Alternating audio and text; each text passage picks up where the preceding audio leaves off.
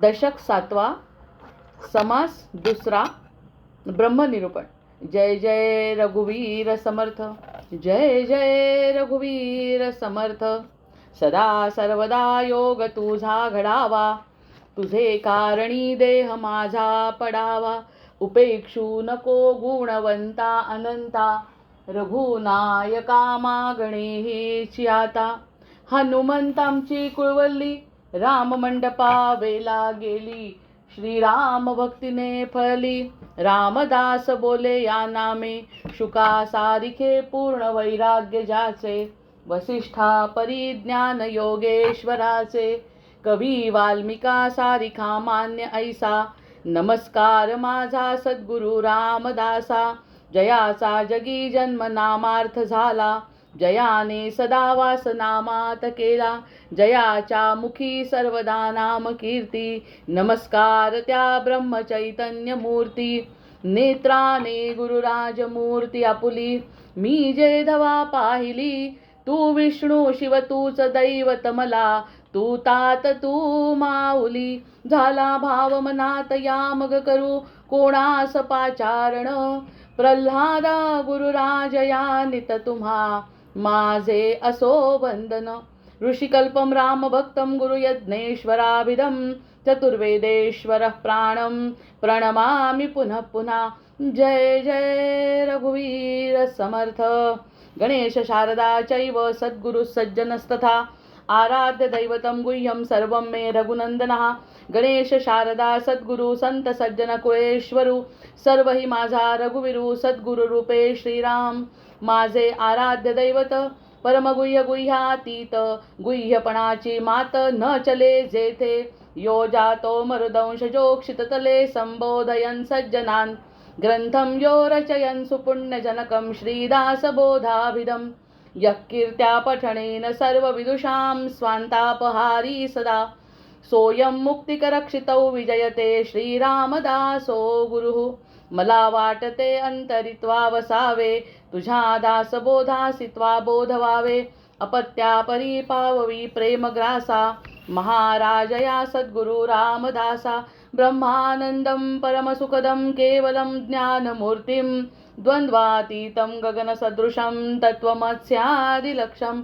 एकं नित्यं विमलमचलं सर्वधी साक्षिभूतं, भावातीतं त्रिगुणरहितं सद्गुरुं तन्नमामि. गुरुर्ब्रह्मा गुरुर्विष्णु गुरुर्देवो महेश्वरः, गुरुः साक्षात् परब्रह्म तस्मै श्री गुरवे नमः.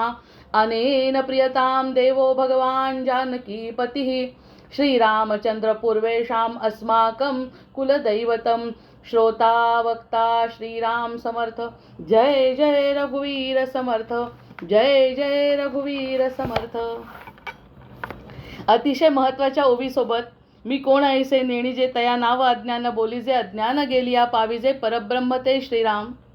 ह्या मध्यवर्ती ओवीच्या अनुसार, मध्यवर्ती ओवी म्हणजे ज्या ठिकाणी आपण जास्त चिंतन आणि मनन केलं त्या ओवीच्या आधाराने, खरं म्हणजे संपूर्ण याच्यामध्येच आपण कितीतरी वेळ रेंगाळलो आहे. ब्रह्मनिरूपण म्हणत असताना दृश्य निरसन आणि ब्रह्मनिरूपण यामध्ये मधला काहीतरी आपल्याला मार्ग सापडला आणि जास्तीत जास्त चिंतन आपलं या ठिकाणी झालं आहे. ब्रह्मनिरूपणामध्ये जास्तीत जास्त वेळ आपला गेलेला आहे. कधी कधी तर अक्षरशः 2 किंवा 3च ओव्या झाल्या आहेत, इतकं चिंतन आपलं त्या ठिकाणी झालं आहे. याचं कारण दुसऱ्याच्या आधाराने जे नाही त्याच्या आधाराने ब्रह्माकडे न्यायचा प्रयत्न आहे. म्हणजे जे आपल्याला समजून सांगायचं आहे, जे शब्दांच्या पलीकडचं आहे, जे त्यांना बोलायचं आहे, ते आपल्याला कसं बरं समजेल यासाठी, त्यांच्या ओवीला समजण्यासाठी आपण आपलं स्वतःचं चिंतन मनन करणं आवश्यक आहे. त्या मनन चिंतनातूनच फक्त आपण त्याचा शोध घेऊ शकतो. आणि सगळ्यात महत्त्वाचं तत्त्व एकच आता लक्षात ठेवायचं आहे की या ठिकाणी महत्त्वाचं तत्त्व असं आहे की फक्त समाधान, आनंद, हे सुख, या 3 गोष्टी ज्या महत्त्वाच्या आहेत. काही अडचण आहे का मीराताई? अडचण असेल तर ठीक, नाही तर मग तो हात आहे म्हणून विचारलं, बाकी काही नाही. तर हा जो मनन चिंतन काय म्हणत होती, ते जे चिंतन घडलं आहे ते ब्रह्मनिरूपणाकडे जात असताना ज्या गोष्टी आपल्याला माहिती नाही आहेत, पण एकच गोष्ट त्यांनी सांगितली आणि लक्षात ठेवायची, ब्रह्मानंदम परमसुखदम केवलम ज्ञानमूर्तिम. मग हे जे ब्रह्मानंद आहे, सच्चिदानंद रूप आहे, सगळीकडे आपण असं म्हणतो सच्चिदानंद रूप जे आहे त्या सच्चिदानंद रूपाकडे आणि त्याचा विचार करून तेच फक्त आपलं आहे, तेच रूप आपलं खरं रूप आहे, याच्यावरती चिंतन आपण केलेलं आहे. म्हणजे त्या ठिकाणी स्थिर राहण्याचा प्रयत्न केला. सगळे कार्य करत असताना, सगळी कर्म करत असताना, ऐच्छिक आणि अनैच्छिक कर्म करत असताना स्थिर राहण्याचा प्रयत्न जो आहे तो स्थिर राहण्याचा प्रयत्न आपल्या शाश्वत रूपावर आहे. मग तो शाश्वत रूप कोणतं? तर कोणत्याही परिस्थितीत न डगमगणारं, कोणत्याही परिस्थितीला चांगल्या किंवा वाईट दोन्ही याला साक्षीभावाने बघणाऱ्या, जे साक्षीभावाने बघणारं आपलं जे स्वरूप आहे त्या स्वरूपामध्ये स्थिर राहण्याचा प्रयत्न 1 मिनिटापासून 5 मिनिटापासून 10 मिनिटापासून आपण जो वाढवत जर नेला तर प्राधान्यक्रम अर्थातच त्या न ओळखीच्या गोष्टींकडे जाणार आहे. आणि न ओळखीची गोष्ट असल्यामुळे आपल्याला त्याचा त्रास होतो, समजायला कठीण आहे. पण ते समजण्यासाठी सुद्धा आपली जर अनन्य साधारण श्रद्धा आपल्या सद्गुरूंवर असेल तर त्यातूनच आपल्याला तो मार्ग सापडणार आहे. किंबहुना सापडला असं म्हणायला हरकत नाही, कारण की त्या ठिकाणी स्थिर राहायची, निदान 1 तास तरी स्थिर राहण्याची इच्छा आपल्या मनात येते. दुसरे कोणतेही विचार मनात न येता आत्मस्वरूपामध्ये स्थिर होता आलं तर ते त्या भगवंताचं स्वरूप आहे आपल्याजवळ असं म्हणतात. म्हणजे त्यांनी म्हटलं त्याचा अनुभव घेण्यासाठी आपण असं चिंतन करायचं की ते जे एक टक्का जो आहे आपल्याजवळ, 99% आपलं शरीर कशाचं आहे? पंचमहाभूतांनी बनलेलं पृथ्वी तत्व म्हणजेच आपले प्रकृतीपासून बनलेलं जे 99% म्हणजे सगळ्यात जास्त शरीर 99%, त्याचा विचार न करता जे 1% परमसत्य आहे त्याच्यावरती स्थिर राहिलो ना तर प्राधान्यक्रम अर्थातच आपल्या मूळ रूपाला जाणार आहे. आपल्या मूळ रूपाकडे प्राधान्य दिल्यानंतर आधी मूळ आणि नंतर बाकीच्या गोष्टी. आत्तापर्यंतचा उलटा प्रवास काय आहे? आधी बाकीच्या गोष्टी मग मूळ रूपाकडे लक्ष, आधी बाकीच्या गोष्टी करायच्या आणि त्यानंतर मूळ रूपाकडे जायचा, हा जो उलटा प्रवास आहे. आता सरळ प्रवास झाला की आधी माझं मत आणि त्यानंतर बाकीच्या सगळ्या गोष्टी, असं जेव्हा आपण म्हणू ना तर त्याला आपण म्हणतोय की त्यासाठी आपलं एवढं मोठं चिंतन जे घडलंय ते याकरता घडलंय. तर हे चिंतनासाठी आपल्याला त्या एका ओवीला म्हणून मध्यावधी जी ओवी आहे ती धरली आपण, मी कोण ऐसे नेणीजे. आता देह पावे जवरी मरण. आता आपण सुरू करू 35व्या ओळीपासून. जितकं झालं असेल त्याच्या पुढे मी पेननी लिहून नाही ठेवल्या गेलं काल किती झालं तर मला सांगता आठवतील. आता देह पाविजे जवरी मरण, तवरी धरी देहाभिमान, पुन्हा दाखवी पुनरागमन, देहबुद्धी मागुती श्रीराम. जोपर्यंत देहबुद्धीला महत्त्व देऊ तर पुन्हा जन्माला येणं आहे. जोपर्यंत देहबुद्धीला आपण महत्त्व देऊ तर त्या बुद्धीला आपल्याला पुन्हा जन्माला घालणं भाग आहे. म्हणजे आपले जे 3 भाग आहेत, आपले जे जीवात्मा म्हणजे आपला आत्मा, मग जीवात्मा आणि आपला देह, या 3 गोष्टींमध्ये जो आपण फरक केला त्याच्यातला देह तर जातो, आत्मा मुक्त आहे, पण त्या मुक्तला पुन्हा जीवात्म्याने जर इकडे आणलं देहबुद्धीकडे तर त्या देहबुद्धीमुळे त्याला पुन्हा कोणता तरी जन्म घेणं आहे आणि तेवढे त्याचे भोग भोगणं आहे निश्चित. या 3 गोष्टी आपल्या लक्षात ठेवायच्या आहेत की आत्मा, जीव आणि मधला जो जीवात्मा जो भोगतो, जो विचार करतो. आणि त्या जीवात्म्याने जर विचार करायचं ठरवलं, की प्राधान्य आता माझं आत्म्याला आहे, आता मला प्राधान्य कशाला द्यायचं आहे? आत्म्याला द्यायचं आहे आणि या देहबुद्धीला कमी करायचं आहे, हा या ओवीचा अर्थ आहे. देहबुद्धीची कार्य सतत सुरू राहणार आहे. आपली इच्छा असो किंवा नसो, आपली इच्छा जेवण सोडू शकतो एक वेळ, पण श्वासोश्वास कसा सोडणार? तो सुद्धा कर्मच आहे. ते एक प्रकारचं ते कर्म सोडता येत नाही आणि कर्म सोडावं असं कुणीही म्हटलेलं सुद्धा नाही. रामांना सुद्धा जेव्हा नैराश्य आलं, 1 मिनिट मी फक्त पंखा लावते. रामांना जेव्हा नैराश्य आलं, राजपुत्र असून सुद्धा राजकर्म करायचं नाही असं नैराश्य सत्वगुणातून त्यांच्या मनात आलं, तेव्हा सुद्धा वसिष्ठांनी त्यांना सगळं समजावून सांगितलंय. अर्जुनाला आलेलं नैराश्य आपल्याला भगवंतांनी समजावून सांगितलंय गीतेमध्ये. म्हणजे कर्म सोडण्याचा विषयच येत नाही. कर्म करत असताना देहबुद्धीमध्ये मन त्या ठिकाणी चिंतन करणं हे सोडायचं आहे ना, तर त्याच्यामुळे हा जो जीवात्मा आहे तो जीवात्मा विचार करतो कशाचा? जे मनाने सांगितलं त्याचा. डोळ्याचा दोष नाही, कानाचा दोष नाही, हातांचा दोष नाही, पायांचा दोष नाही, दोष हा मनाचा आहे. मग दोष मनाचा आहे हे जर निश्चित झालं तर मनाला प्राधान्यक्रमाकडे वळवणं ही कोणाची जबाबदारी आहे? आपल्या मनाचीच जबाबदारी आहे. बाकी कोणाचाही दोष त्या ठिकाणी नाही. जसा वाल्या कोळ्याला त्रास झाला की माझं कोणीच नाही, आणि तेव्हा त्याला जो धक्का बसला तोच मनाला बसतोय. मन म्हणतो इतकं या जीवासाठी मी करतोय, सारखं त्याला पटवून सांगतोय, माझी बुद्धी लावतोय, जी माईक आहे ती त्या बुद्धीतून समजावून सांगतोय की हे सगळं खोटं आहे आणि आपलं जे वाटतंय ना ते खरं आहे. तरीही हे मन ऐकत नाही. याचा जबरदस्त ताण त्या मनावर येतो. पण एकदा त्या ताणाला सहन केलं, एका एकी मनाचे धागे तुटले की मग बाकी जे उर्वरित आहे ते मूळ स्वरूपामध्ये जर मनाला आवडायला लागलं तर मन असं आहे, एकदा त्या मनाला आवडलं की फक्त ते आणि तेच करायची त्याची इच्छा असतं. जसं आपण माईकमध्ये केलं तसंच तो पारमार्थिकमध्ये सुद्धा मन तयार होतं. फक्त मनाला तयार करण्यासाठी समर्थांनी मनाचे श्लोक लिहिलेच आहेत. या सगळ्या मनाची गोष्ट जीवात्म्याला मुक्त करणार आहे. आणि जीवात्मा मुक्त होणे म्हणजे आत्मा मुक्त होणे. कारण भोगतो तो जीवात्मा आहे, आत्मा मुक्त आहे.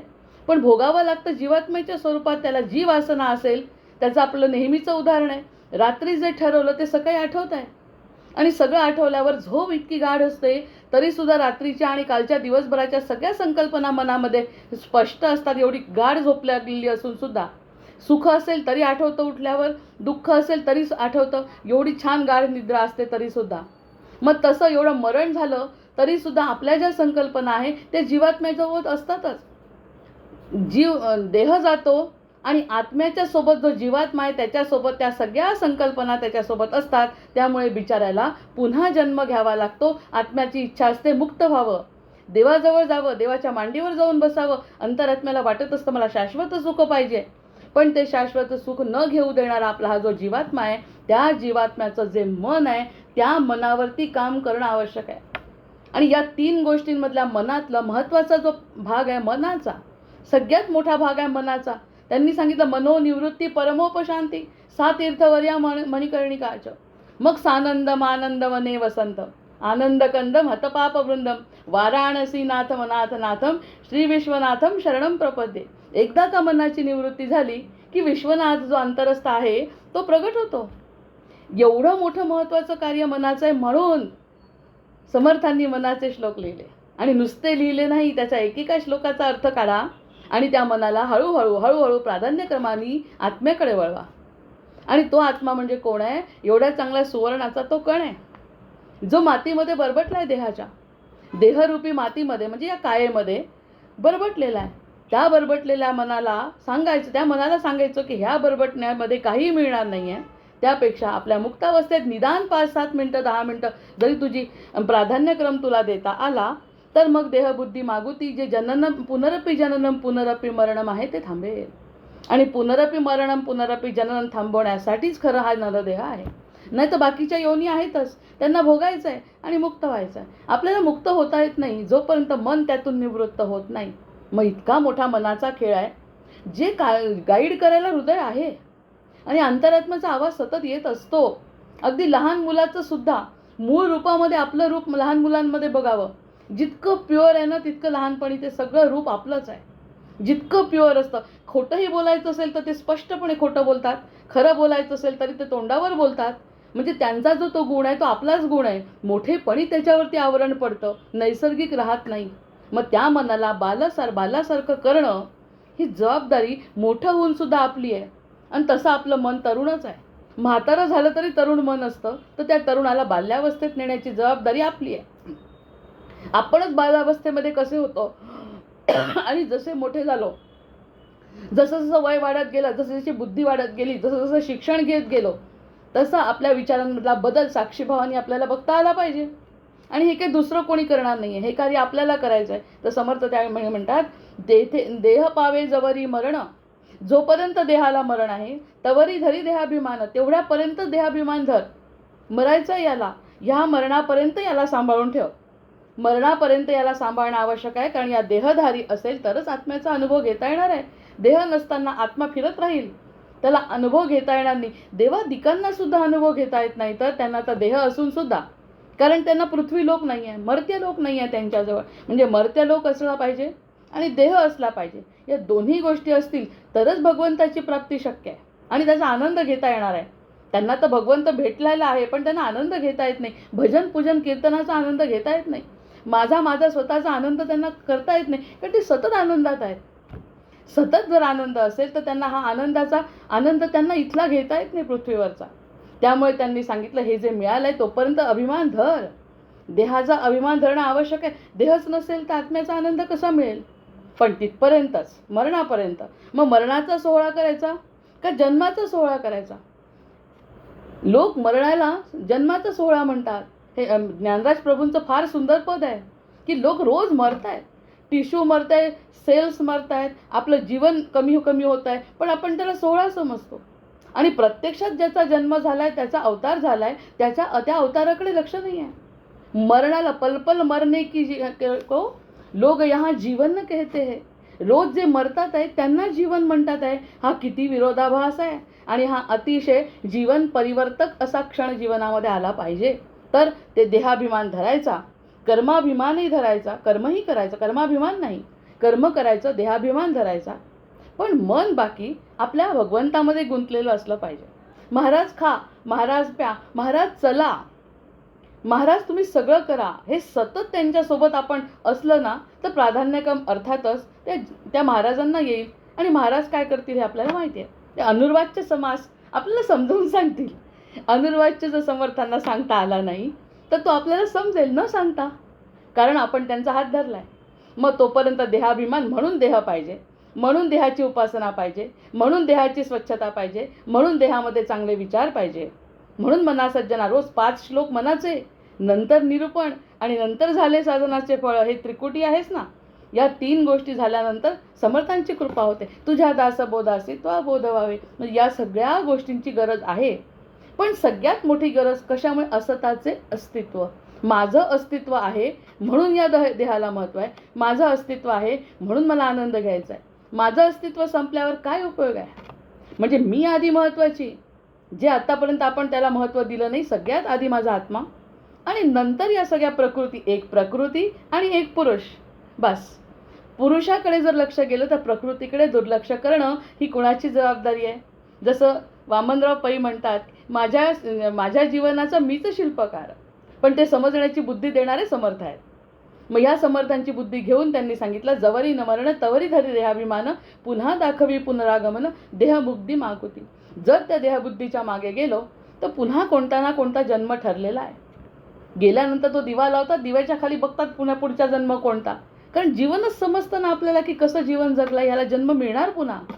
जन्म मृत्यूच्या फेऱ्यातून बाहेर पडण्यासाठी देहाचा उपयोग करून घेता आले पाहिजे. इतकं स्वार्थी आपण झालं पाहिजे, इतकं स्वार्थी आपण व्हायला पाहिजे. आपण तसे स्वार्थी आहोत पण खरे स्वार्थी नाही.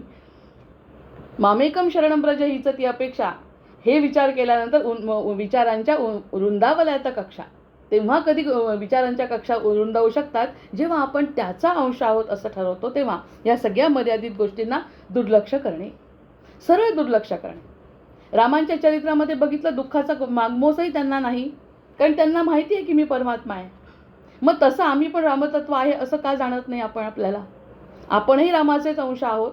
बाकी सगळ्या गोष्टी प्रारब्धाप्रमाणे. कारण त्यांचाही जन्म का झाला, वानरांचा जन्म का झाला, हनुमंताचा जन्म का झाला, दशरथांना का त्रास झाला, हे मागच्या जन्माचे दाखले आपण पुराणात वाचतोच ना.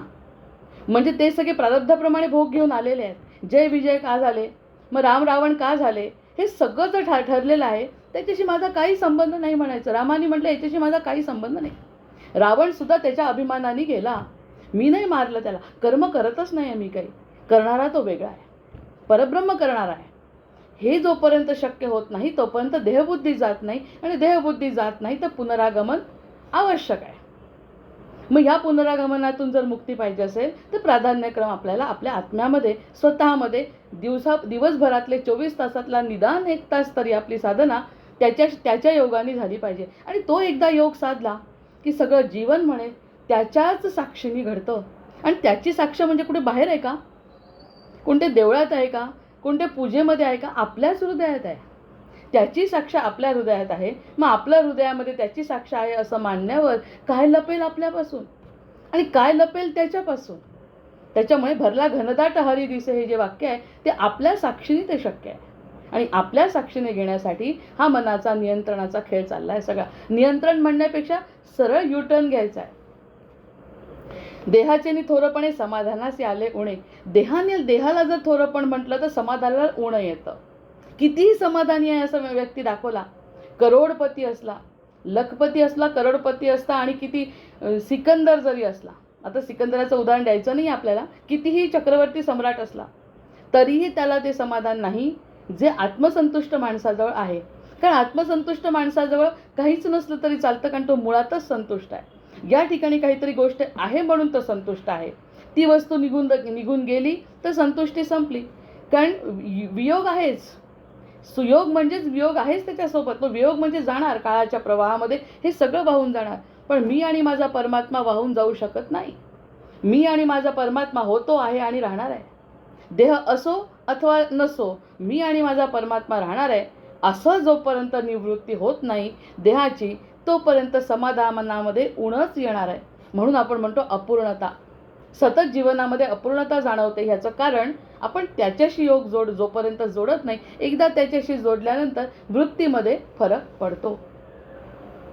एक मिनिट, कोणाला तरी ॲडमिट करा. हा जो बदल होतोय आपल्या जीवनामध्ये तो वृत्तीचा बदल आहे. बाकी परिस्थितीमध्ये कोणता बदल होण्याची शक्यता नाही. कारण कितीही मोठी आणि अतिशय असामान्य अशी परिस्थिती जरी असली तरी सुद्धा या परिस्थितीने माणसाच्या मनस्थितीवर परिणाम होत नाही, कारण ती अपूर्णता आहे. त्या ठिकाणी त्यांनी सांगितलं समाधानासी आले उणे. समाधानासी आले उणे. मग देहो पडेल कोण्या गुणे हेही कळे ना. कोणत्या गुणांनी देह पडेल? सत्वगुणांनी, रजगुणांनी का तमोगुणांनी? कोणत्या गुणांनी, कोणत्या विचारांनी देह पडेल? जाता जाता माझ्या मनामध्ये काय येणार आहे?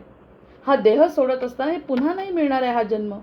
मग जेव्हा आपण झोपतो तेव्हा जर आपण हा नियंत्रण करू शकत नाही, मी सांगितलं 6 महिन्याची साधना, जे रात्री शब्द वापरला, एक शब्द ओम असेल किंवा साधा मुलाचं नाव असेल, आणखी कोणत्या अभ्यासाचं नाव असेल, एखाद्या ग्रंथाचं नाव असेल, पृथ्वीचं नाव असेल, सागराचं नाव असेल, अनंत असीमाचं नाव असेल, जे काही नाव असेल, एक शब्द, तो शब्द मनात ठेवून आपण झोपलो आणि उठल्याबरोबर जर तो शब्द आपल्या मनात आला तर त्या झोपेमध्ये आपण त्याला विसरलो नाही, हा योग साधला गेला. याला 6-6 महिने लागतात तरी होत नाही.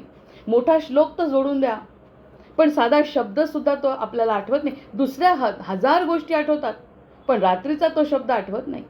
मग ही साधना जोपर्यंत पूर्ण होत नाही, मग ही झोपेचीच साधना पूर्ण होत नाही, तर मरणाची साधना काय पूर्ण होणार आहे? त्याच्यामुळे मरणाच्या वेळी आपण देवाचं नाव घेऊ आणि मुक्त होऊ हे शक्यच नाही आहे. जोपर्यंत याची साधना होत नाही तो दिवस रात्र 99% काळ देवाच्या नामस्मरणामध्ये मनातल्या मनात गुंतवला आणि योग त्याच्याशी जोडला तर बाकी ते शक्य आहे. त्यांनी सांगितलं. मग त्याच्यावरती सुद्धा एका व्यक्तीने, साधकांनी प्रश्न विचारला महाराजांना की असं जर झालं आणि मी दिवस रात्र तुमचं नामस्मरण केलं, मरणाची वेळ आली आणि मी कोमात गेलो, मी बेशुद्ध झालो, तर काय घडेल? त्यांनी सांगितलं महाराजांनी त्यांना, याची काळजी तुम्हाला करायचं कारण नाही. जितकी तुमची साधना असेल त्याच्या पुढचं काम स्वतः भगवंत आणि महाराज करून घेणार आहे. जर तुम्ही तुमच्या अवस्थेत नाही, पण तुमच्यामध्ये केलेले जे संस्कार आहेत ते संस्कार पुढे जाणार आहेत, ते वाया जाणार नाही. पेरलेलं उगवतंच, जसं पेराल तसंच उगवतं. ह्याच्यावरती सुद्धा एक मोठी कोटी केली होती, पेराल ते उगवेल, पेरालच तेच उगवेल. अशा या सगळ्या गोष्टी, जे पेरू तेच उगवणार आहे, जे नाही पेरलं ते कसं उगवायलं. त्यामुळे तुम्ही त्याची काळजी करू नका. जर तुम्ही कोमात असाल, जर तुम्ही विशुद्ध असाल, तर त्यावेळी भगवंत स्वतः आपलं नाव पूर्ण करून घेईल, याची हमी स्वतः महाराज दे. पण ते केव्हा? जेव्हा आपण त्यापर्यंत पोहोचू तेव्हा. म्हणजे नाही त्या गोष्टीची चिंता करण्यापेक्षा आतापासून जर सुरुवात केली तर भगवंत येत आणि तो काय करू शकत नाही याच्यावरती आपण भरपूर चिंतन केलं आहे. अनंत कोटी ब्रह्मांडाचा नायक काय करू शकत नाही? सगळं करू शकतो. पण जर तो करत नसेल तर ते माझं प्रारब्ध आहे हे मी स्वीकारणे, ही म्हणजे दृढ श्रद्धा आहे. या श्रद्धेपर्यंत जो माणूस गेला त्या पुढची सगळी जबाबदारी अर्थातच महाराजांची, म्हणजे सद्गुरूंची आणि भगवंताची स्वतःची आहे. कारण त्यांनी त्यासाठीच आपल्याला या ठिकाणी पाठवलं आहे. जय जय रघुवीर समर्थ. तुझा आणि माझा संबंध जोड, बाकी सगळं सोड. एकदा राम स्पष्ट झाला की मग बाकी सगळं अस्पष्ट होतं. आधी ते स्पष्ट असेल तर राम अस्पष्ट नाही तर काय राहणार आहे. या सगळ्या गोष्टी समर्थांना शब्दात वर्णन करता येत नाही आहेत. त्यामुळे त्यांनी अनुर्वाच्य समासामध्ये भरपूर खुणेच्या गोष्टी सांगितल्या. कितीतरी गोष्टींमधून आणि चिंतनामधून आपल्याला भगवंतापर्यंत जाण्याची मार्ग दाखवला. मग असं हित आहे देहातीत. मग ही पण गोष्ट आपली झालेली आहे. हित जे आहे आपलं खरं ते देहातीत अवस्थेमध्ये आहे. देहात असून देहातीत अवस्था. बरं, देहात असून देहातीत. आणि तसे देहात पाताळ वेताळ बनायचं आहे का आपल्याला? नुसतं देहाच्या व्यतिरिक्त पाताळ वेताळ योनीमध्ये जायचं आहे का? त्याला सुद्धा मुक्तीची आवश्यकता वाटली. पण ते त्या काळात होते, त्यामुळे त्यांनी त्याला सांगितलं आणि ते भावाकडून गोकर्णाकडून त्यांनी मुक्ती मिळवून घेतली. हा काळ वेगळा होता. आता आपल्या मनात नुसतं येऊन मुक्तीची अवस्था त्या वेताळांना आणि पिशाच्यांना शक्य नाही आहे. याच जन्मी, याची देही, याची डोळा आपल्याला मुक्ती पाहिजे. मग त्यामुळे देहातीत अवस्था देहामध्ये असताना जाणे ह्याला योग म्हणतात. देहातीत अवस्थेमध्ये सोडायचं काही नाही, हे पण एक मोठं रहस्यच आहे. काहीही न सोडता आमचे महाराज म्हणायचे, चेहऱ्याकडे बघून कोणाला सांगता येणार नाही की कोण संत आहे कोण नाही आहे. याचं कारण आंतरिक अवस्था आहे ना. संतत्व ही आंतरिक अवस्था आहे, बाह्य नाही. बाह्य केशरी कपडे घालणारा संत असेल असं नाही, आणि साधे कपडे घालणारा संत नसेल असंही नाही. कारण संतत्व हे मानसिक अवस्थेवर अवलंबून आहे, वरच्या कोणत्याच गोष्टीवर संतत्व अवलंबून नाही. एखादा संसारी माणूस सुद्धा अगदी संतत्वाचा अनुभव घेतो, मुक्त अवस्थेमध्ये जगतो. पण एखादा संत केशरी कपडे घालून एवढे मोठे मठ आश्रम बांधून सुद्धा तो संत नसतो. म्हणजे ही मानसिक अवस्था आहे की नाही. त्यामुळे देहातीत अवस्था देहामध्ये काहीही न सोडता ती अनुभवता येण्याची साधना करणं. कशी करायची? काहीच करायचं नाही, फक्त सद्गुरूंना शरण जायचं. हे तर प्रत्येक वेळी आपण हेच बोललोय. काहीच करायला लावलं नाही अजूनपर्यंत कोणत्याच गोष्टीची अपेक्षा केली नाही. हे करा ते करा असं काहीच नाही. जे तुम्ही करता, करचरण कृतम वा कायजम कर्मजम वा श्रवण नयनजम वा मानसम वा पराधम विहितम विहितम वा सर्वमेतत् क्षमस्व. जय जय करुणाब्दे श्री महादेव शंभो. आत्मा त्वं गिरिजामती सहचरा प्राणात् शरीरं गृहं पूजा ते विषयोपभोग रचना निद्रा समाधि स्थिती संचारः पदयो प्रदक्षिण विधी स्तोत्राणि सर्वा गिरौ यद्यत् कर्म करोमि तत्तदखिलं शंभो तवाराधनम. आपल्या आवडीचं तेवढं आवडून घ्यायचं. आपण आचार्य म्हणतात आहेत ना असं, मग ते आवडून घ्यायचं. कारण आपण तसे आळशी आहोत, करायचं नाही ना. पण जे करतो तेच जर आपण त्यांच्या साक्षीने केलं ना, तर ती साक्षच फार महत्त्वाची आहे, भगवंताची आणि आपली स्वतःची सुद्धा. आपली स्वतःची साक्ष आपल्याला खरी मिळणं, कुणाच्याही आधाराविना, कुणाच्याही प्रेशर विना आपली साक्ष आपल्याला मिळाली तर मी खूप आनंदात आहे असं जर स्वतःला वाटत असेल ना, तर त्याच्या साक्ष म्हणजे त्याच इकडे फक्त भगवंत आणि तो साधक एवढीच साक्ष आहे. या साक्षीमध्ये तिसरं कोणी नाही. म्हणजेच प्रकृती आणि पुरुष या दोन संबंधामध्ये जर माणसाने राहण्याचा प्रयत्न केला. आता कठीणता आहे, एवढे सगळे बांध तोडणं मनाने सोपं नाही. पण मनाला सांगायचं, तू आत्तापर्यंत खूप दुष्टपणा केला, इतका दुष्टपणा अगदी माझ्या शत्रूंनी सुद्धा केला नसेल एवढा दुष्टपणा माझ्या मनानेच केला आहे, बाकी कुणीही केला नाही. कितीतरी वेळा असे प्रसंग सांगतात लोक की मला असं वाटलं की तो वाईट आहे. वाटलं, तो प्रत्यक्षात अनुभव असा येतो की तो वाईट नसतो, पण वाटलं कुणाला? मनाला. हृदय म्हणत असतं कदाचित प्रत्येक वेळी सकारात्मक राहा बरं, पण नाही, वाईट आहे तो, वाईट आहे तो. जसं मकरंद बुवांनी सांगितलं, एखादा हा वाईट मनुष्य आहे म्हटलं ना, मोठ्या व्यासपीठावर प्रवचन चालू आहे आणि सांगितलं हा मनुष्य वाईट आहे, सगळे लोक पटकन हो म्हणतात म्हणे, इतके पटकन, within a fraction of second. हो खरंच वाईट आहे. मला वाटलंच होतं त्याच्या चेहऱ्याकडे पाहून तो वाईट आहे. मला त्यांनी पण सांगितलं होतं, ह्यांनी पण सांगितलं. म्हणजे स्वतःच्या मनाने सुद्धा त्यामध्ये आपण सांगतो की हा वाईट आहे. एकाने वाईट त्याला म्हटल्याबरोबर आणि एखाद्याने चांगलं म्हटलं, सगळेजण मानणं खाली कर. कोणी सांगावं चांगलं आहे, मला तर नाही वाटत. म्हणजे जेव्हा चांगलं सांगतो पटत नाही, वाईट सांगितलं हा स्वभाव आहे समाजाचा. त्यामुळे समाजाच्या स्वभावाला सोडणं म्हणजेच आपलं दुष्ट कोण होतं? आपलं मन होतं. बाकी दुसरं कोणी दुष्ट नाही. कितीही बाहेरचा दुष्ट आहे, खूप वाईट आहे, खूप त्रास देतो, पण माझ्या मनाला जर तो त्रास वाटत नाही ना, तर तो दुष्टपणा काय कामाचा? दुसरा दुष्टपणा करून करून थकेल. एकनाथ महाराजांच्या अनुभवावरून सांगतो, सगळ्या संतांच्या अनुभवावरून सांगतो आपण की त्यांना कितीही दुष्टपणा केला तरी त्यांचा दुष्टपणा साधत नाही, कारण त्यांच्या मनात बाधतच नाही काही. मग मनावर सगळा खेळ आहे म्हटल्यावर मनाला दुष्टपणा करण्यापासून थांबवलं पाहिजे. तरीही माझे समर्थ त्याला मनास सज्जना म्हणतात. अतिशय वाईट आणि दुष्ट इतकं आपण ऐकतोय तरी तर दुष्टपणा जात नाही. मग सुरुवातीला काय गेला असेल? जेव्हा जेव्हा आपली बुद्धी चांगली प्रगल्भ होत होती तेव्हा कसा गेला असेल? तरी समर्थांनी म्हणा सज्जना भक्तिपंथेची जावे, तरी श्रीहरी पाविजे तो स्वभावे. स्वभावाने मिळणार आहे. तुझा स्वभाव मिळवण्याचा आहे, त्याला गमावण्याचा स्वभाव नाही आहे मुळात. सहज सुंदर राम अनुरागी राम जसा अनुरागी आहे, सहज आहे, सुंदर आहे, जे जे सुंदर आहे ते सगळं माझं आहे, असा तुझा स्वभाव आहे निर्मळ गंगेसारखा. पण त्या गंगेसारख्या निर्मळ स्वभावाला म्हणजे हृदयाला कलुषित कोणी केलं? माझ्या बुद्धीनी, मनानी, चित्तानी आणि अहंकारानी. मग या चारही गोष्टींना एवढा ताण येतो हृदयाचं जेव्हा हृदयाचा हा विजयी शेवट अपूर्व संघर्षाचा. इतका संघर्ष करावा लागतो आपल्याच हृदयाला, आपल्या मनाशी. तेव्हा कुठे त्या मनाला पराजित करणं शक्य आहे. आणि ते संत कृपेने शक्य आहे. अन्यथा मन तर पुन्हा पुन्हा उड्या मारतच आहे, उलटं उलटं. त्यांनी सांगितलं ही जी अवस्था आहे, निरोपिती हे संत निरोपिती. सर्वसाधारण माणसाचं काम नाही. सर्वसाधारण माणसाला बुद्धी आणि मनाचाच खेळ फार आवडतो आणि त्यामध्ये तो अतका रमून जातो. खोटं बोलण्यात, असा अनुभव आला, तसा अनुभव आला, खोटं सांगण्यात आणि स्वतः चिडचिड करणं थांबत नसेल तर तो अनुभव खरा कसा म्हणायचा? तर या सगळ्या गोष्टींचा विचार विवेकाने प्रत्येकाने पर्सनली वैयक्तिक करायचं आहे कलियुगामध्ये. हे फक्त मार्गदर्शन आपण 4 लोकांकडून घेऊ शकतो. मी जे ऐकते त्याच्यावरून बोलते, मार्गदर्शन मिळत आहे, बदल मलाच करायचा. ऐकणाऱ्याला नुसतं ऐकून थांबायचं नाही, बदल करण्याची जबाबदारी फक्त स्वतःची आहे. तेव्हा कुठे ते संत म्हणतात ना, गुरुवचना कानी घेऊया अखंड मुक्तची राहू, तुम्ही आम्ही अखंड मुक्तची राहू. गुरुवचना कानी घेऊया. हे कानी घेणं म्हणजे नुसतं श्रवण करणं आहे का? तर श्रवण नाही, चिंतन, मनन, निजिध्यासन आणि शेवटचा अनुभव. एवढं जो घेईल ना त्याला बाकी त्या क्षणाचा आनंद मला तर इतका जरी मिळाला तरी खूप आहे असं वाटतं.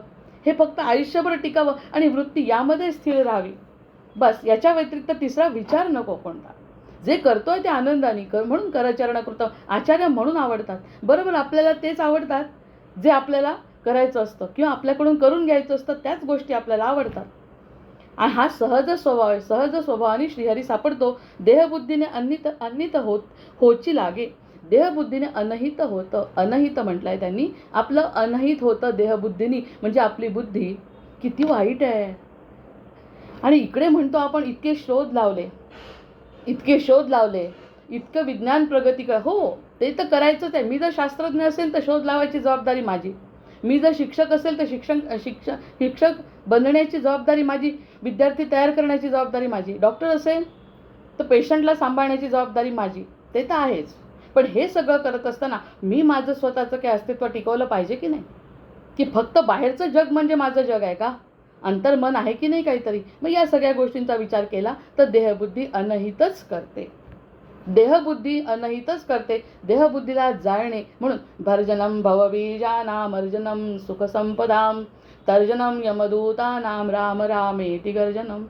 मग आमचे सद्गुरू म्हणतात सगळ्यांचे की आपण रामनाम घेत राहावं, रामनाम घेत राहावं. आपल्या सद्गुरूंनी जे सांगितलं ते करत राहावं. भर्जनम भवबीजाचं भर्जन होत आहे. मग ते भवबीजाचं भर्जन झालं की ताण असा राहत नाही. पहिल्यांदा एखादी गोष्ट विसरलो ना त्याचा ताण यायचा. कशाचा ताण घ्यायचा आहे? विसरलो ही चांगली गोष्ट आहे. या देवी सर्वभूतेषु बुद्धिरूपेण संस्थिता नमस्तस्यै नमो नमः. सगळी जबाबदारी तुझी आहे. लक्षात ठेवायचं असेल तरी तू ठेव, नाही ठेवायचं असेल तर नको ठेव. जे माझ्यासाठी आवश्यक आहे ते कर आणि मला जे आवश्यक नाही ते विसरलं तरी चालेल. मला तर कितीतरी गोष्टी विसरते मी माझ्या ह्याच्यातला, मला आनंद होतो त्याचा. काय करायचं जुन्या खपल्या काढून? चांगल्या असो का वाईट असो, त्याचा आपल्याला जीवनात आता सध्या काही उपयोग नाही. मग ह्याचा ताण कमी केला म्हणजे अनहित आपलं होत नाही, उलट हित साधल्या जात आहे. किती सुंदर चिंतन आहे. इतकं सुंदर चिंतन आहे की जीव असा तृप्त होऊन जातो. हे ऐकत असताना, मनन करत असताना असं जर जीवन जगता आलं आणि जगण्याचा प्रयत्न केल्यासाठी आपण फक्त एकच करायचं आहे, तुझ्या दास बोधासी त्वा बोध व्हावे. तू बोधव मला आणि त्याप्रमाणे वागण्याची इच्छा माझ्या मनाला मी सतत सांगते. हे नाही एखादी गोष्ट करायची इच्छा झाली तरी मी करणार नाही, कारण माझं नियंत्रण माझ्या मनावर आहे आता. आणि माझ्या हृदयाचं मी ऐकणार, कारण हृदयामध्ये तू आता स्थापित झाला आहे. तू होता त्याची जाणीव मला झाली, म्हणजेच देहबुद्धीचा विनाश केला. आणि हेच समर्थांना अपेक्षित आहे. आपण रोज त्यांना कोणता ना कोणता ॲश्युरन्स एक तरी देतो की आज असं वाटतंय, आज हे चिंतन झालंय, आज या चिंतनावर समर्थ खुश असतील का? कमी असेल अर्थातच ते आपल्याला पुढचा मार्ग दाखवणारच आहे. पण जितकं चिंतन झालं त्याचा मला आनंद होतोय, म्हणजेच माझ्या हृदयामध्ये बसलेले भगवंत सुद्धा नक्कीच आनंदी असणार आहे, ह्याची खात्री स्वतःच्या मनाला द्यायची. म्हणजे मन इकडे तिकडे बघत नाही. अन्यथा मॉलमध्ये जाण्याची इच्छा, ह्याच्याकडून कौतुक करून घेण्याची इच्छा, या सगळ्या गोष्टी होत राहतात. त्यालाच तर आळा घालायचा एकांतामध्ये बसून. सामर्थ्य बळे देहबुद्धी, सामर्थ्य बळे आणि देहबुद्धी. आता याच्यावर बघू काय म्हणतात. सामर्थ्य बळे देहबुद्धी, यावर समर्थ काय म्हणतात बघू.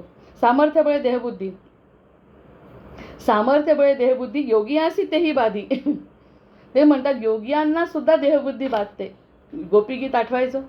गोपीगीतामध्ये 19-20 गोपी जर गेल्या असतील, 20 कडवी आहेत म्हणून 20 म्हणायचं. ॲक्च्युली किती होते आपल्याला आकडा माहिती नाही. पण ज्या गोपीपर्यंत गेल्या त्या सगळ्या गोपी म्हणजे साधिकाच आहेत ना. पण त्या साधिका असता योगीच म्हणावं लागेल त्यांना. तिथले पशुपक्षी झाडं झुडपं सुद्धा योगी आहेत. मग ते सगळे असताना सुद्धा त्यांना काय म्हटलं की योगियासी तेही बाधी. कधी कधी अंतिम टोकापर्यंत जाण्यासाठी बाधा सुद्धा देहबुद्धीचीच आहे. इतकं ते देहबुद्धीला चिकटून बसलाय ना जीव, इतका चिकटलाय. मी म्हणजे माझं नाव, माझी प्रतिष्ठा, माझं गाव, माझं कुटुंब, माझा देश, आणि मी म्हणजे माझ्या नावासकट मी. त्याच्यावरती समर्थांनी सद्गुरूंनी छान उत्तर दिलं होतं. इतकं जर तुम्हाला आवडतं नाव, भगवंताला सुद्धा प्रिय आहे. तुम्ही जसे चिकटले नावाला, भगवंतही नावाला चिकटलाय. असं लावा ना बुद्धीला त्याच्याकडे. आणि त्यांनी तर हे पण उदाहरण दिलं की पिशाच्य योनी आता नाही, आता या सगळ्या गोष्टी आपल्या काळाच्या परे गेलेल्या आहेत. पण जेव्हा पिशाच्या अंगात येतं म्हणतात, तेव्हा सुद्धा झाडू टाकून आणि त्याच्याकडून जे दृष्ट काढतात किंवा मारतात, तेव्हा सुद्धा कोण आहे रे तू. म्हणजे योनी बदलली, देह सुटला, तरी नाव नाही गेलं त्याचं. कोण आहे रे तू, मी अमक्याचा तमका बोलतो असा म्हणतो ना तो योनीमधला. असं ऐकलंय ना आपण, गाणगापूरला वगैरे सांगतात लोक ते. म्हणजे योनी बदलली तरी सुद्धा त्याचा मीपणा गेला नाही, दंभ गेला नाही. हे तर उदाहरण मला इतकं आवडलं होतं महाराजांचं. खरंच माझं नाव मला आवडतं, तसं प्रत्येकाला आपलं नाव आवडतं ना. त्या नावामुळे सगळा घोळ आहे. त्या नावामुळे घोड्या म्हणजे मेल्यानंतर सुद्धा जर जन्माला आलो कोणाच्या अंगी, तर गुरुच्या समोर गेला, कोण आहे रे तू मागच्या जन्मीचा, लागलीच ओरडतो. मी हा आहे, अमक्या गावचा पाटील आहे, तमक्या गावचा पाटील आहे, माझं नाव हे आहे, माझं नाव ते आहे. मग हे जर तुम्हाला या नीच योनीमध्ये आवडतं, तुमचं सुटलं नाही मेल्यावर, कोमात जाऊन सुद्धा उठलो आपण तरी सुद्धा आपलं नाव काय आहे आपल्याला आठवतं, तर भगवंताला राम नाही आवडणार नाव स्वतःचं. मग या सगळ्या गोष्टी लक्षात घेतल्यानंतर भगवंताला आवडणारं नाव घेतलं तर तोही त्याला चिकटला आहे नामाला. तोही नामाला चिकटलेला आहे. मग त्या नामाला चिकटलेला असल्यामुळे राम म्हणजेच नाम आहे. त्या नामासाठी आणि रामासाठी सुद्धा त्यांनी गोष्टी सांगितल्या आहे भगवंतांनी, की रामापेक्षा नाम महत्त्वाचं आहे. कारण राम हे सगुण रूपाचं आपण लक्षात घेतो, प्रत्यक्षात त्याचं नाम हे निर्गुणाकडे नेणार आहे. आपण आणि तो एक करणारं नाम आहे. नुसता सगुणातला राम नाही, पिवळ्या पितांबरातला, तो सगुणातलाच निर्गुण राम आहे. ते सगुणातलाच श्रीकृष्ण जो भगवद्गीतेत दिसतो तोच निर्गुण परमात्मा परब्रह्म आहे. त्या नावाला तो चिकटून, त्याला 1000 नावं आहेत. आपण तर एका नावामध्ये गाढ झालो, एकाच्या ऐवजी 2. एक साधं नारायणी नावाचं एक कोणती पतसंस्था आली की त्या ठिकाणी तो पुरस्कार आहे म्हणजे हो माझा जन्मनाव नारायण आहे. लागलीच कांट उकारलो आपण, नारायणी. मग तो प्रत्यक्ष नारायणाचं काय होत असेल. जो जगन्नियंता आहे, अनंत कोटी ब्रह्मांडाचा नायक आहे नारायण, त्याचं नाव घेतल्याने अजामेळाचा जर उद्धार केला इतक्या विचित्र गोष्टी, तर आपल्याला जर तसं होतं, अजामेळाचं तसं होतं, तर नारायण सुद्धा धावत येतो म्हणतात. मग ही देहबुद्धी जाण्यासाठी त्याचं नाव घेणं आवश्यक. आपण आपलंच नाव घेत राहतो, आपण आपलाच विचार करत राहतो, आपण आपल्याच देहाचा विचार करत राहतो, आपण आपल्या जन्माचाच विचार करत राहतो. त्या जन्मामुळे खरं तर आपल्या मूळ स्वरूपाला मर्यादा आली आहे. ह्या जन्मामुळे, ह्या देहामुळे मर्यादा आली आहे आत्म्याला, हे लक्षातच येत नाही. आणि आत्मा हा अमर्यादित असीम अनंत विष्णू सहस्रनाम त्यासाठीच घेतो. त्याचाच अंश आहे खरं म्हणजे आपल्याजवळ जो ठेवला आहे हृदयामध्ये तो. मग याची जाणीव करून देणारं कोणतं शास्त्र आहे एवढं सुंदर, की आपल्या स्वतःच्या असीम अमर्याद गोष्टीची जाणीव करून देणारं तत्व म्हणजे. म्हणून म्हणतात भगवंत, एकदा तुम्ही माझं नाव घेतले की तुम्ही आणि माझ्यामध्ये मी फरक ठेवणार नाही. तुम्ही आणि माझ्यामध्ये फरक, एवढा गोड परमात्मा आहे, इतका सहज सुंदर परमात्मा आहे, तरी सुद्धा मर्यादित देहाचा विचार का करता. मर्यादित देहाला सोडा. देहबुद्धीची उपाधी पैसा बोला. देहबुद्धीची उपाधी जर सोडली तर आणि तरच फक्त अमर्याद जस गंगेनी उडी मारल्याशिवाय समुद्रामध्ये तिचं मिलन घडत नाही. आणि समुद्रामध्ये मिलन हे तिच्या जीवनाचं ध्येय आहे. गंगासागरला जातो, सब तीरथ बार बार गंगासागर एक बार. तिचं मिलन बघण्यासाठी जातो आपण, पण जीवाचं शिवाशी मिलन नाही करत. नुसतं बघायला ज्या सगळ्या सोप्या गोष्टी 10,000 खर्च करायचे, जायचं, बघायचं आणि घरी यायचं, त्याचा आपल्या इकडून तिकडून गेरे वारे, काही फायदा नाही त्या गंगासागर मिलनात. त्या गंगासागर मिलनापेक्षा जीवानी जर शिवाशी जोडायचं ठरवलं तर ते मिलन आपल्यातच होत आहे. आपणच गंगा आणि आपणच सागरामध्ये विलीन होणे म्हणजे कणाचा आनंद, कणाचा अमर्याद सागराचा अनुभव जो आहे तोच आपल्याजवळ आहे. हे सांगण्यासाठी कलियुगामध्ये याहून सोपं तंत्र नाही. अजूनपर्यंत समर्थांनी हे करा ते करा म्हटलंच नाही. उलट काय करू नका ह्यावरती त्यांचा भर आहे. जय जय रघुवीर समर्थ. काय करापेक्षा असं तत्व मला आता कोणत्याच ठिकाणी दिसलं नाही. आपल्यासाठी काय करू नका हे जास्त महत्त्वाचं आहे. काय करा ते आता काय नाही केलं म्हणजे आपोआपच मूळ स्वरूपामध्ये स्वयंभू मूर्ती प्रगट होते. जे नाही ते शिल्पकाराची मूर्ती नको असलेला दगड फाडून टाकला की मग मूळ स्वरूपामध्ये मूर्ती जशी तयार होते तसं आपल्यामधले नको नको ते शत्रू काढून टाकले मनाचे की हृदयामध्ये असलेला भगवंत प्रगट होतो. मग तेच त्यांना पाहिजे. हे करू नका म्हणजे तुम्ही काय व्हाल तेच तुमचं सहज रूप आहे. म्हणजे तेच गंगेची उडी मारणं समुद्रामध्ये. या सगळ्या तत्वता गोष्टी वैदांतिक स्वरूपाने तर आणखी वेगळा अर्थ आहे त्याचा. पण आपण सरळ सरळ दिसतो तसा दृश्य स्वरूपाचा अर्थ जो आत्तापर्यंत कळत नव्हता तो जरी आपण समर्थांच्या कृपेने घेतला तर काही सार्थकी झाले. पैसावे लागे म्हणून देहबुद्धी हे झडे तरीच परमार्थ घडे. देहबुद्धीने विघडे ऐक्यता ब्रह्मेची. ब्रह्माची एकरूपता आहे माझी. मूळ रूपामध्ये एक साधं उदाहरण आपण कितीतरी वेळा घेतलंय की मी मुळात कशी आहे. हा प्रश्न जर प्रत्येकाने स्वतःला विचारला तर आपण भगवत स्वरूपच आहोत. आपल्याला सगळं चांगलं आवडतं, कोणतीच गोष्ट वाईट आवडत नाही. जगीस धन्य तो दास सर्वोत्तमाचं सगळं सर्वोत्तमच मला आवडतं. सगळ्यात चांगलंच मला आवडतं.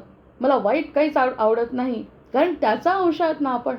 मग त्यामुळे परमार्थ जर घडायचा असेल तर या छोट्या छोट्या गोष्टीच्या बुद्धीने आपल्या मनामध्ये जे कप्पे तयार केले त्याला लांगणं ही आपली जबाबदारी आहे.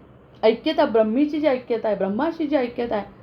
मग ब्रह्मनिरूपणामध्ये ब्रह्माबद्दल बोलण्याच्या ऐवजी आता असं जाणवत आहे ब्रह्माबद्दल बोलण्याऐवजी त्यांनी आपलीच ओळख ब्रह्माशी करून दिलेली आहे.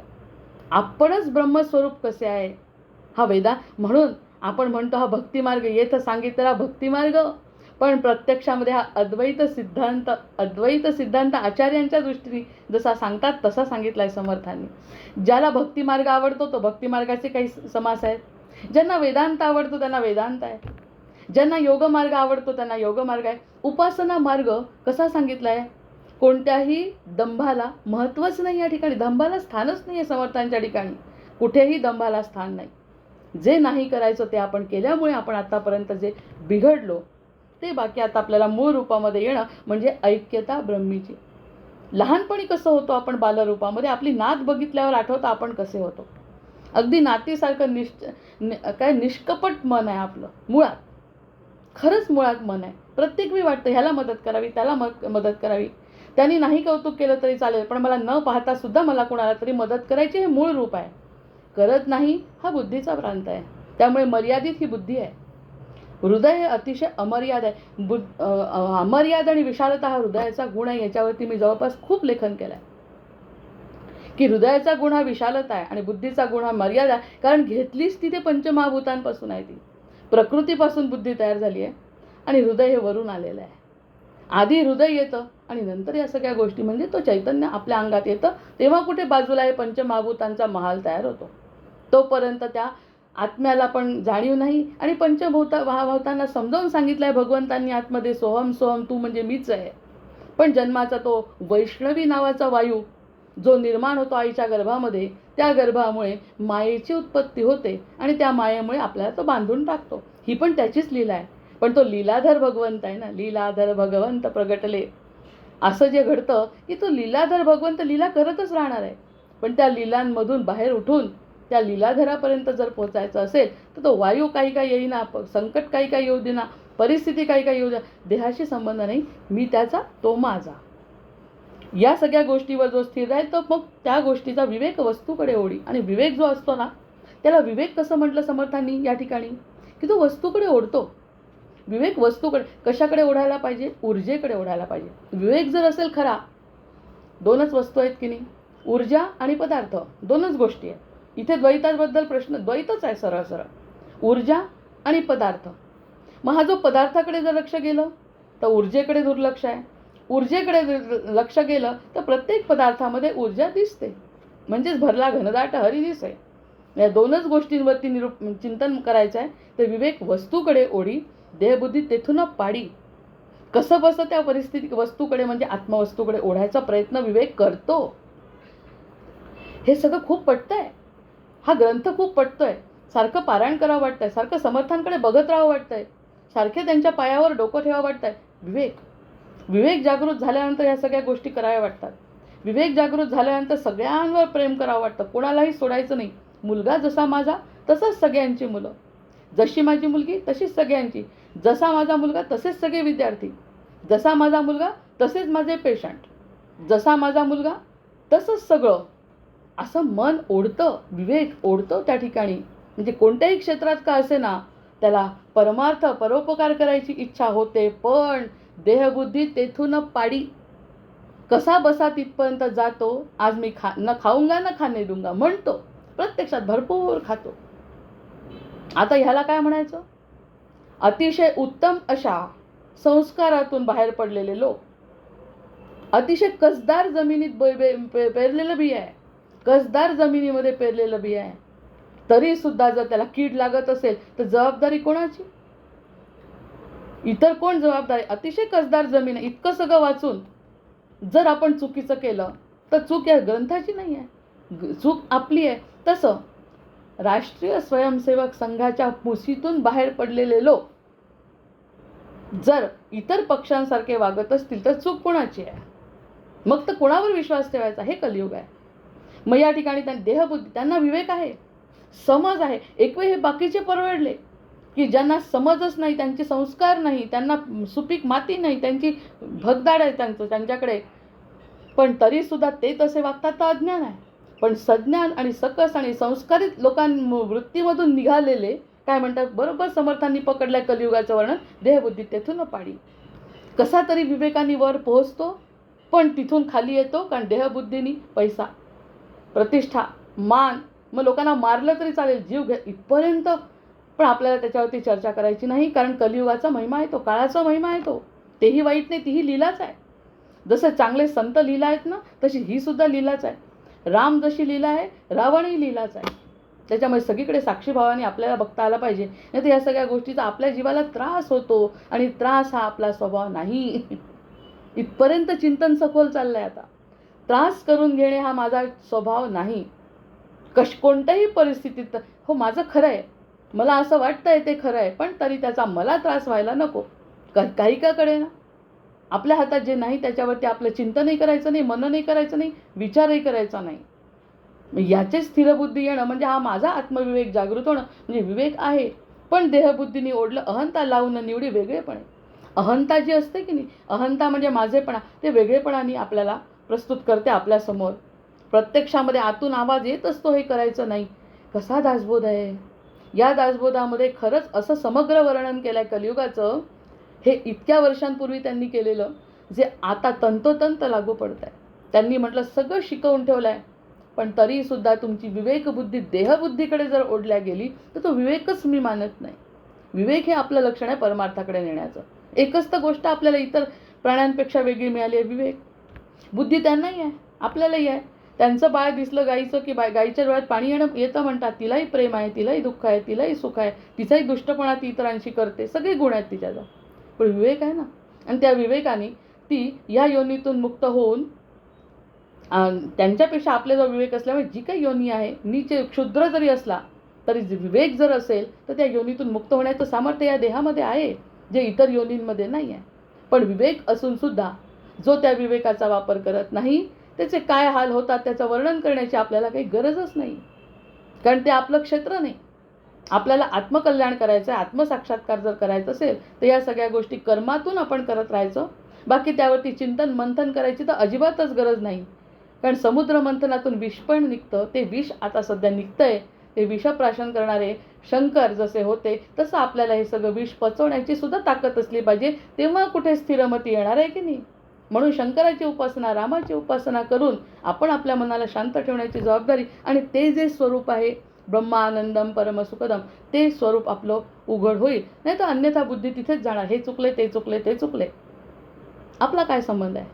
या सगळ्या गोष्टीतून स्थिर बुद्धी ठेवणे म्हणजे देहबुद्धी तेथून पाडी, अहंता लावून निवडी, वेगळेपणे. नंतर विचक्षण या कारणे देहबुद्धी त्याच्यावी श्रवणे. हे पण श्रवण करायचं, याच गोष्टींचं श्रवण करायचं. जे श्रवण करून त्याचाच परिणाम आपल्यावर दिवस रात्र होत असतो. आपण जेव्हापासून हे ऐकतोय, वाचतोय, मनन चिंतन करतोय, झोपेमध्ये हेच विचार येतात. परवाच्या दिवशी तर अक्षरशः अयोध्येमध्ये सकाळी 7 वाजता असं फिरतोय असं जाणवलं. अयोध्येमध्ये फिरतोय मनाने. काही विचार नव्हता अयोध्येचा, रामाचा, काहीच नाही. पण हे का शक्य आहे? नाही तर आतापर्यंत नाद दिसेल, आपली डिग्री दिसेल, आपण कुठे जाणार आहे ते दिसेल, मागचं काहीतरी आठवेल, पण असं न आठवता निदान अयोध्येचं काही नाव तरी मनात आलं, ही सुद्धा काही त्यांचीच कृपा आहे. मग सतत ते श्रवण हेच करायचं आहे, मनाला खाद्य तेच द्यायचं आहे. सत्यब्रह्मी साचारपणे मिळवणे जावे. त्यामुळे सत्यब्रह्म जे आहे ते आचारपणे साचारपणे मिळवणं जावे. साचारपणे आपला आचार जसा असेल त्याप्रमाणे आपल्याला ते सत्य अनुभवाला आलं पाहिजे. सत्य अनुभवाला आलं पाहिजे, त्यासाठी आपल्याला दिलेला हा विवेक आहे. नंतर सत्यब्रह्म ते कवण. यावरती नंतर श्रोता करी प्रश्न, अनुभव देही नाहीसे नानामती. वेगवेगळ्या प्रकारचे अनुभव आपल्याला येतील, आणि वेगवेगळ्या प्रकारचे अनुभव आल्यानंतर आपण वेगवेगळ्या अनुभवातून आपला जो एक स्वतःचा अनुभव निर्माण करू, तो आपल्यासाठी सत्य आहे. आणि सत्य एकच असतं. ते परदेशातला कोणी असले निग्रो तरी सुद्धा त्याचं सत्य एकच आहे, त्याचाही आनंद एकच आहे. आणि गरिबाचाही आनंद तोच आहे, श्रीमंताचाही आनंद तोच आहे. देवानी त्यामध्ये फरक केलेला नाही. जे जे जया अनुभवले त्याची तयासी मानिले, तेथेची त्याने विश्वासले अंतःकरण. त्या ठिकाणी अंतःकरण विश्वासलं, ज्या ठिकाणी अंतःकरण विश्वासलं त्या ठिकाणी त्याला जर समाधान असेल तर तो समाधान त्यासाठी सत्य आहे. त्याच्या विरुद्धही घडतं ना, त्याच्या विरुद्ध घडतं. आम्हाला दुःख वाटलं अंतःकरणात दुःख, की दुःख दुःख दुःख आणि दुःख. कितीच लोकांचे प्राण गेले ते दुःखाने मनातल्या मनात विचार करून. स्ट्रेन सहन होत नाही, त्रास सहन होत नाही, ताण सहन होत नाही, आत्महत्या काय करतात, जीव काय जातो, प्रेशर काय येतं, हार्ट फेल काय होतात, हे सगळे ताण सहन न केल्याचे लक्षण आहे. मी तर 3 गोष्टी सतत मनात विचारते. या सगळ्या गोष्टींशी हे जे काही माझ्या बाबतीत घडलं आहे त्याच्याशी माझा काय संबंध आहे? माझा प्रत्यक्ष संबंध असेल तर भोगणं आवश्यक आहे, आणि नसेल तर देव बघून घेईल. आपण निश्चिंत झोपायचं. आपल्या झोपेमध्ये कोणत्याही प्रकारचा खंड पडू द्यायचा नाही. कारण झोप निद्रा देवी आहे. ती निद्रा देवी जर कठीण झालं तर निद्रा जर आली नाही, दिवसभर भूतासारखी अवस्था होते. शांत निद्रा येणे हे आपली जबाबदारी आहे. त्यामुळे आपल्या मनाला शांत ठेवायचं, डोक्याला तेल लावायचं, आणि जे काही करायचं ते करायचं, पण आपलं मन शांत ठेवायचं. आणि आपलं मन शांत ठेवायचं हे लोक करतील का? कोणाची जबाबदारी आहे? ही आपली आहे. ब्रह्म नामरूपातीत असोनी नामे बहुत निर्मळ निश्चळ निवांत निजानंद. जो निवांत आहे, जो निजानंदात स्थिर आहे, ते म्हणजे ब्रह्म आहे. अरूप अलक्ष अगोचर अच्युत अनंत अपरंपार. आता आले देवाचे नाव. आणि मनात समोर समर्थांच्या राम आहेत. सगुण रूपामध्ये ध्यान चाललंय रामाचं. मला ही अवस्था फार आवडते समर्थांची, की सगुण रूपामध्ये त्यांनी वर्णन केलं. पिवळा पितांबर नेसलेले राम, हातामध्ये धनुष्यचार्य धरलेले राम, एकांतात एकल राम मी बघतो. आणि प्रत्यक्षात अरूप अलक्ष अगोचर म्हणतायत. तुझं रूप नाही म्हणतात. एवढा सुंदर रूपवान राम समोर असतो ना, एवढा सुंदर राम, रामासारखं सौंदर्य नाही कोणाचं. काय त्याचं हास्य, काय त्याचे डोळे, काय त्याचे केस, काय अजानुबाहू, म्हणजे वर्णन सगुणाचं. सगुणाचं वर्णन करत असताना शब्द थिटे आहेत रामाचं वर्णन करण्यासाठी.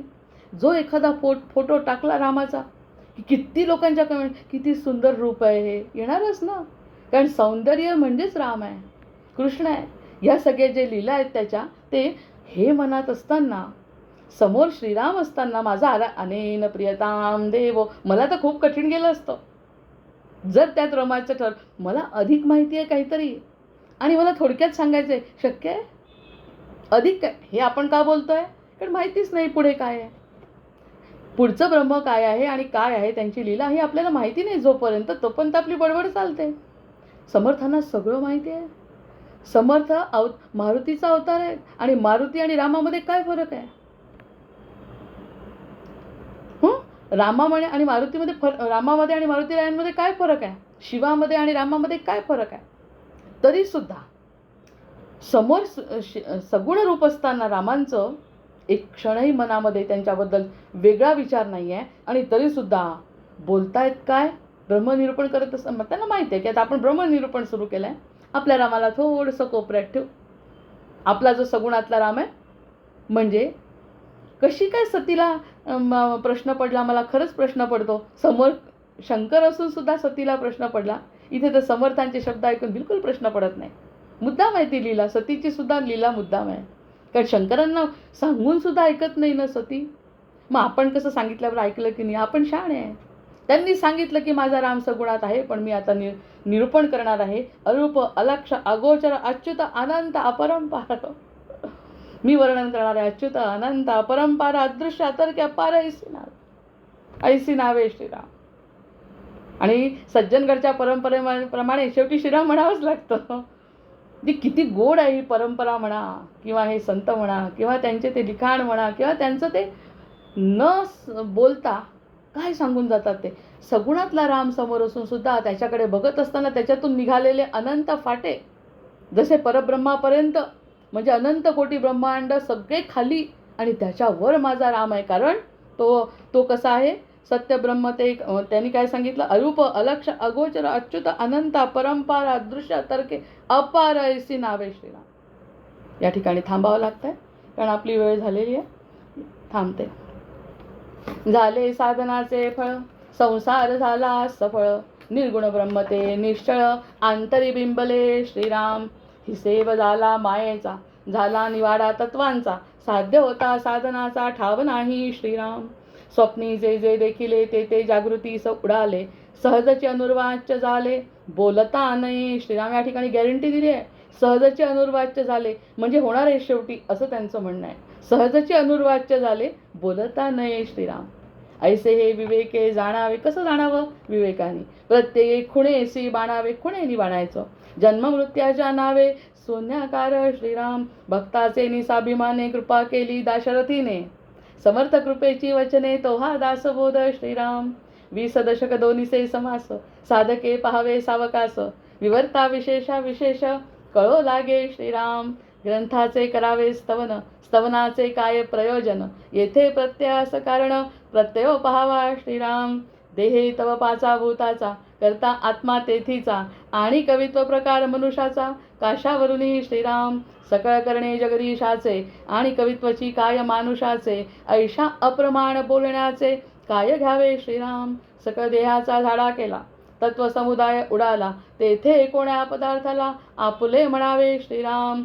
ऐसी ही विचाराची कामे, उगेच भ्रमो नये भ्रमे. जगदेश्वरे अनुक्रमे, सकळ केले श्रीराम. जय जय रघुवीर समर्थ. जय जय रघुवीर समर्थ. जय जय रघुवीर समर्थ. वंदे देवं विष्णुमशेषस्थितिहेतुं वामध्यात्मज्ञानविरन्तहृदिभाव्यं. हे आहे यद्वन्द्वविहीनं परमेकं, सत्तामात्रं सर्वरदुष्टं ऋषिरूपं. प्राणापानो बुद्ध्यारुधिरुद्ध्वा स्थित्वा सर्वसंशयबन्धं विषयोगान्. पश्यन्ति शम्यं गतमोहायतयस्तं, वन्दे रामं रत्नकिरीटं रविवासम्. मायातीतं माधवमाद्यं जगदाधि, मानातीतं मोहविनाशं मुनिवन्द्यं. योगिद्धेयं योगविधानं परिपूर्णं, वन्दे रामं रञ्जितलोकं रमणीयं. भावाभावप्रत्ययहीनं भवमुख्यै, योगासक्तिर्र्चितपादाम्बुजयुग्मं. नित्यं शुद्धं बुद्धिमनन्दं प्रणवाख्यं, वन्दे रामं वीरमशेषासुरधावम्. त्वं मे नाथो नातीतकार्याखिलकारी, मानातीतो माधवरूपो भक्तागम्यो भावितरूपो भवहारी. योगाभ्यासैर्भावितचेतः सहचारी, त्वामत्यन्तं लोकततीनां परमीशं. लोकानां नौ लौकिकमाने हृदिगम्यं, भक्तिश्रद्धा भावसमेतैर्भजनीयं. वन्दे रामं सुन्दरमिन्दीवरनीलं. को वा ज्ञातुं त्वामतिमानं गतमानं, मानासक्तो माधवशक्तो मुनिमान्यं. वृन्दारण्ये वन्दितवृन्दाकरवृन्दं, वन्दे रामं भवमुखवन्द्यं सुखकन्दं. नानाशास्त्रैर्वेदकदम्बै प्रतिपाद्यं, नित्यानन्दं निर्विषयज्ञानमनादिं. मत्सेवातं मानुषभावं प्रतिपन्नं, वन्दे रामं मरकतवर्णं मथुरेशं. तद्धायुक्तो यः पठति मम सममाद्यं ब्राह्मं ब्रह्मज्ञानविदानं भूयमर्थ रामं श्यामं कामितकामप्रदमीशं ध्यात्वा पातकजालैर्विगतः स्यात् सीताकान्तस्मरण जय जय राम महारुद्र हनुमान की जय। जय जय रघुवीर समर्थ भर्जनं भवबीजानाम् अर्जनं सुखसम्पदां तर्जनं यमदूतानां राम रामेति गर्जनम् आवाहनं न जानामि तवार्चन पूजां चैव न जानामि क्षम्यतां परमेश्वर क्षम्यतां परमेश्वर क्षम्यतां परमेश्वर। जय जय रघुवीर।